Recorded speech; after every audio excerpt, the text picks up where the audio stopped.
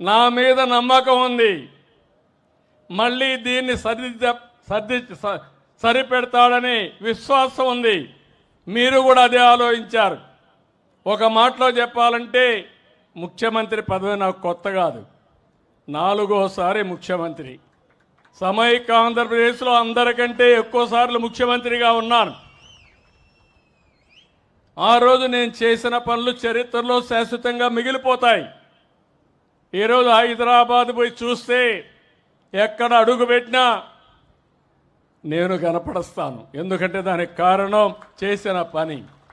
ఎప్పుడో ప్రజల కోసం పనిచేశాడు. 200 సంవత్సరాల తర్వాత ఆయన గొప్పతనాన్ని మనం చెప్పుకుంటున్నాం. నేను కూడా అదే కోరిక ఉన్నా.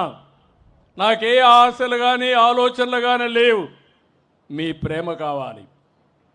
మీరు గుర్తుపెట్టుకుంటే అదే చాలనుకొని మీకోసం రాత్రింబగళ్ళు పనిచేస్తున్నాను తప్ప ఇంకోటి కాదు. ఈరోజు అందుకనే మీరు చూస్తే దేశంలో ఎక్కడా ఇవ్వని విధంగా సంక్షేమ కార్యక్రమాలకు నాంది పలికాను. నేను సూపర్ 6 చెప్పాను. అన్నిటికీ ఒక్కొక్కటే ఇచ్చుకుంటూ ముందుకు పోతున్నాం.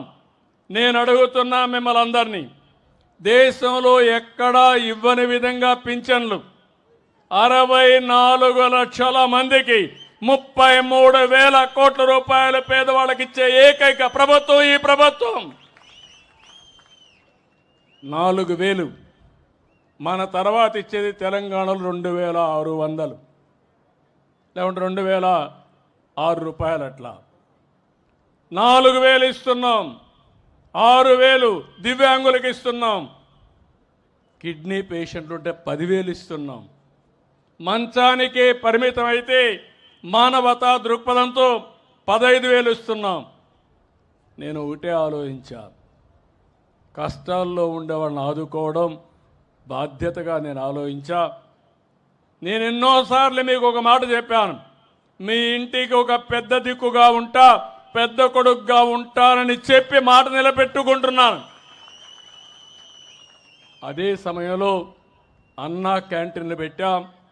ఎవరికైనా ఆకలి అయితే అన్నా క్యాంటీన్ పోయి భోంచేసే పరిస్థితి వస్తుంది. తొందరలో మీ గ్రామంలో కూడా అన్నా క్యాంటీన్ తప్పకుండా వస్తుంది. ఇది కాకుండా మీరు ఒకసారి చూస్తే మా ఆడబిడ్డలు డాక్రా సంఘాలు నేనే పెట్టాను. పొదుపు ఉద్యమం నేనే నేర్పించాను. ఈరోజు మీ దగ్గర డబ్బులు ఉన్నాయంటే గర్వంగా తలెత్తుకొని తిరగలుగుతున్నారంటే అది డాక్రా సంఘాలు నా మానస పుత్రిక అని చెప్పి కూడా నేను మీ అందరికీ తెలియజేస్తున్నా. ఈరోజు వాళ్ళందరినీ ఇంటి ఒక పారిశ్రామికవేత్త చేయాలనుకుంటున్నాను. ఒక ఎంఎస్ఎంఈ పెట్టించాలనుకుంటున్నాను. ప్రత్యేకమైన ఈ సంవత్సరం 1,00,000 మంది మహిళల్ని పారిశ్రామికవేత్తలుగా చేసే బాధ్యత తీసుకున్నాం. ఇది కాకుండా ఇంకొక పక్కన దీపం నేనే పెట్టా. ఆ రోజు ఆలోచించాను, మా తల్లి కట్టెల పొయ్యితో బాధపడేది, పొగంత కడుపులో వచ్చేది. చిన్నప్పుడు నేను చూశాను. నా తల్లి పడిన బాధ నా చెల్లెళ్ళు అక్కలు ఎవరు పడకూడదనే ఉద్దేశంతోనే 96-97లోనే దీపం కనెక్షన్ ఇచ్చాను. వంట గ్యాస్ సిలిండర్లు ఇచ్చా. ఇటీవల ధరలు పెరిగాయి, మీ కష్టాలు వచ్చాయి. మీ ఖర్చులు తగ్గించడానికి దీపం 2 కింద సంవత్సరానికి 3 సిలిండర్లు ఉచితంగా ఇస్తున్నాం.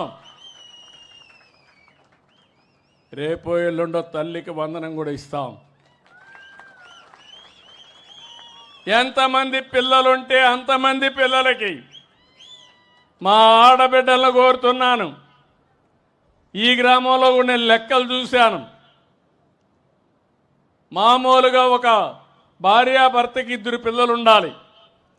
2 కంటే తక్కువ ఉంటే జనాభా తగ్గిపోతుంది. 2 కంటే ఎక్కువ ఉంటే జనాభా పెరుగుతుంది, నిలకడగా ఉంటుంది. ప్రపంచమంతా జనాభా తగ్గిపోతూ ఉంది. ఇప్పుడు మన రాష్ట్రంలో కూడా 1.5 అంటే 1.5, 1.6కు వచ్చాం.